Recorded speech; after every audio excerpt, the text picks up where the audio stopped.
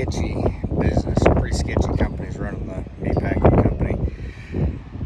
Hey, I was doing a little research last night and going over a couple of the bigger ones. The two biggest meatpacking companies in the United States are Tyson Foods and JBS. JBS is a Brazilian company. Just wanted to go over some of the things that they've been caught doing here fairly recently. In May of 2022, Tyson Foods had an antitrust lawsuit filed against them. It was linked to exclusive agreements with two poultry processors. Part of a scheme to strong-arm a regional render into a below-market buyout. In December of 2021, they paid $99 million in a lawsuit for price fixing on broiler chickens. And in January of 2021, they paid $221.5 million for the same thing. JBS really is no better.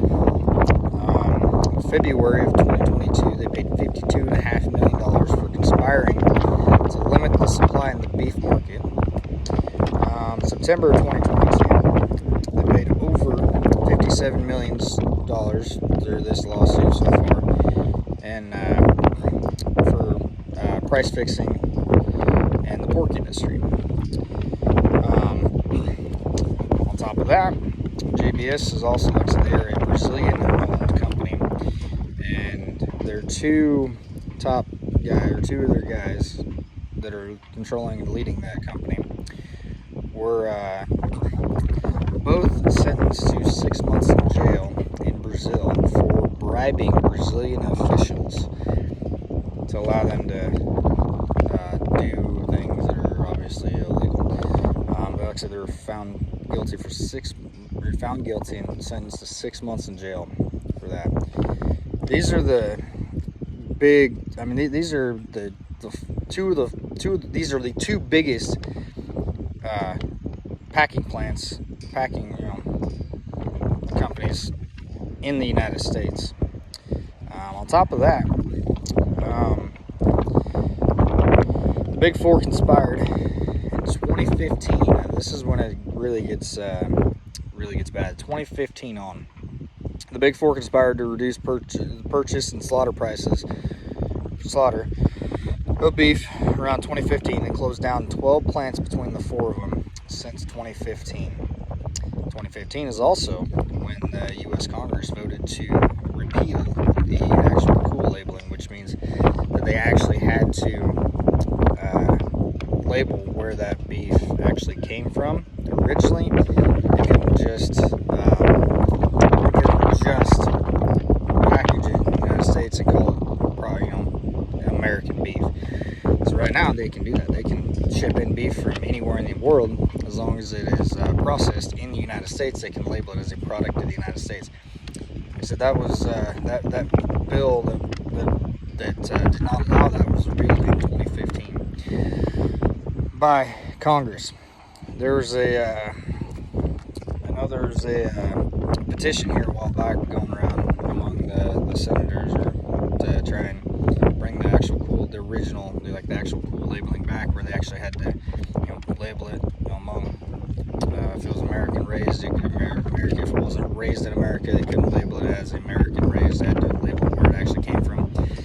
I think they got 28 signatures from the senators, which sounds like a pretty good deal, but really that's not nearly enough. Every senator should be all for that. They repealed it under pressure from foreign countries, obviously, because American beef is top notch.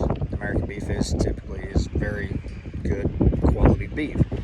So I know Canada and Mexico were two of the leading countries that were fighting against that because they said it put them at a disadvantage. Yet they also have very similar laws just like that in their countries that discourage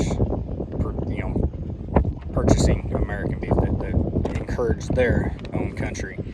Yet they don't think it's right for America to have the same thing. It seems like a double standard to me, and it's something that needs looked into.